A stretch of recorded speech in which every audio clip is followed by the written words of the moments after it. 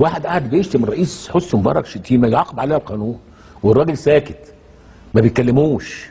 بالعكس كان اتحكم عليه بشهرين سجن، قال له يلا مش اتكل على الله مش عايزين منك حاجه اتفضل. وبيشتموا تاني وبيشتموا اسرته وبيشتموا ابنه ومرات ابنه. يعني طب انت بس ده نقد. وبعدين عمل ايه حسني مبارك يعني؟ ايه اللي عمل عشان تشتم؟ مع احترامي يعني انا ابن بلد بقى، يعني الراجل بعدنا عن مشاكل كتيره جدا. لا ومين يقبل الشتيمه؟ يعني ايه يعني؟ إيه رئيس إيه الدوله هو رمز الدوله، ما حدش يعني؟ يقبلها طبعا ليه بالتاكيد. ايه وبعدين طبعا.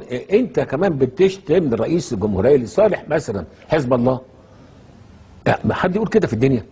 انا اللي يحكمني اسقف له وادعي له. ايه اللي حصل بس يعني انطباع كده عن الزياره واللقاء اللي تم مع رئيس الجمهوريه مع الرئيس مرسي. والله هو كان لقاء الحقيقه، كان الرئيس مرسي اتكلم كلام طيب جدا وكلام كويس جدا، تدل على يعني الكلام يدل على ثقافه عاليه وعلى احترام للراي والراي الاخر وتعبير حريه التعبير الفني والادبي والثقافي، واتكلم على ان دي من ركائز الامه المهمه جدا، واستشهد بافلام امريكاني. هذه الافلام تعتبر تاريخ للسينما الامريكيه، وجاب سيره هذه الافلام، يعني يدل على انه متابع وعارف ما معنى الثقافه وما معنى السينما. انا اللي يحكمني اسقف له وادعي له.